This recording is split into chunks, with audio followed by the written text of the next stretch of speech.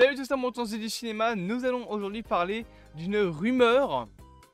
Alors, je pense que c'est My Time to Shine Hello qui l'a donné, donc voilà, on fait quand même, on va dire, confiance à moitié. Mais il y a une rumeur qui est sortie récemment concernant une nouvelle série Marvel. Alors, je pense que ça n'arrivera pas, voilà, simplement parce que déjà de 1, Marvel essaye de réduire son nombre de projets, et de 2, quoi faire en fait. Mais à la limite en special, ok, mais en série entière, bref, vous allez voir ce dont on va parler.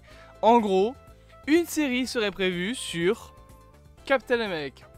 Alors, je parle bien évidemment de Captain America Steve Rogers, hein, et pas de Anthony Mackie, donc l'ancien Faucon qui est devenu Captain America à la fin de Falcon and the Winter Soldier.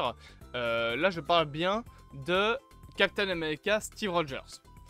Puisque la série, en gros, raconterait l'histoire de Captain America à travers les timelines pour aller remettre à sa place les différentes pierres de l'infini.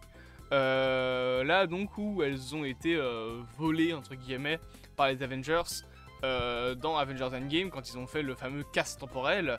Voilà, on le voit revenir. Récupérer un petit peu les différentes pierres, notamment la pierre du temps, la pierre de l'esprit, c'est ça? Non, c'est la pierre de l'espace, donc le Tesseract, la pierre de l'âme, etc. Donc il va aller remettre un petit peu les pierres à leur place, ce qui fait en fait à la fin de Endgame.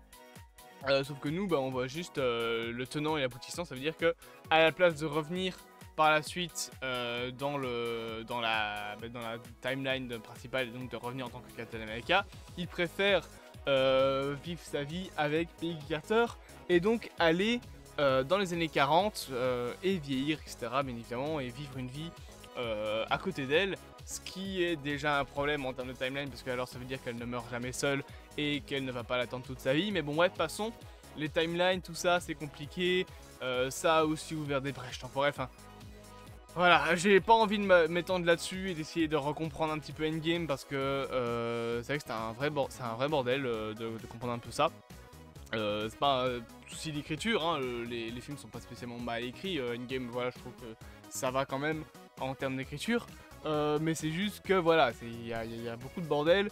Quand tu parles de voyage dans le temps, c'est de toute façon comme ça à chaque fois.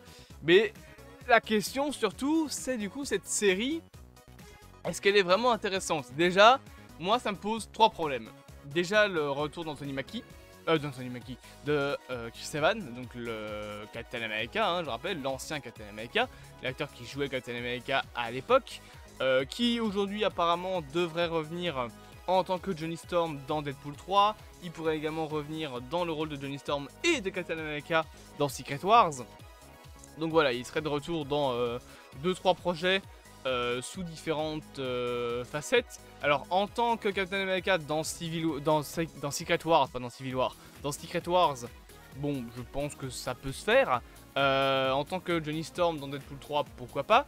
Mais en tant que Captain America dans la timeline sacrée, je trouve que ça n'irait pas spécialement.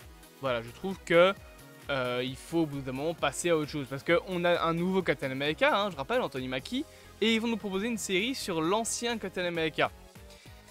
Les gens risquent de pas suivre. Les gens ne risquent tout simplement de pas suivre. Et c'est pour ça que, en tant que special, à la limite, pourquoi pas? Surtout que, en plus de ça, je veux dire, il a juste ramené les pierres. Il n'a pas dû tomber sur 45 connards pendant qu'il a ramené les pierres. Donc il faut trouver un moyen de rendre cette série intéressante, surtout qu'en plus c'est une série limitée. Apparemment, tu peux pas trop inclure Thanos, parce que Thanos à ce moment-là, il est pas encore vraiment à la recherche des pierres. Enfin après ça dépend dans quel passage.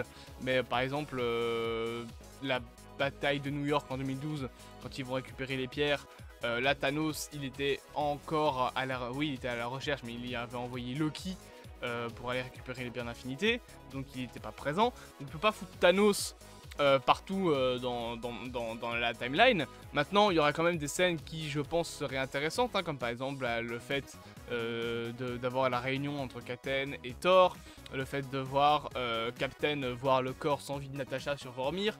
Voilà, ce genre de choses, ça peut être intéressant selon moi, mais ça peut être intéressant sur un film à la limite d'1h30, grand maximum, pas sur une série de genre 4-5 épisodes minimum. 4-5 épisodes de une demi-heure, grand minimum une demi-heure. Ça fait quand même 4 fois une demi-heure, ça fait 2 heures. C'est long 2 heures, c'est un film au cinéma 2 heures. Alors qu'un petit film de 1 heure comme Werewolf by Night, pardon, je vais y arriver, je pense que ça serait plus intéressant. Surtout que les specials, il y en a plus. Voilà. Mais il y en a plus pourquoi? Parce que Marvel n'en fait plus, parce que ça n'a pas assez intéressé les gens. Mais parce que les personnages n'ont pas intéressé les gens. Pour Guardians of the Galaxy, peut-être que si. Mais par exemple, Werewolf by Night, aussi bon soit-il, les gens ne le connaissaient pas, donc voilà, il n'y avait pas une très grosse communication là derrière. Par contre, tu nous proposes un special avec l'ancien Captain America, là ça va faire venir du monde. Parce que Steve Rogers, tout simplement. Donc voilà, c'est un petit peu mon avis là-dessus. Je ne sais pas ce que vous en pensez, bien évidemment, n'hésitez pas à me le dire en commentaire, à vous abonner, à partager, à liker et à commenter. Et on se dit à bientôt pour de prochaines aventures.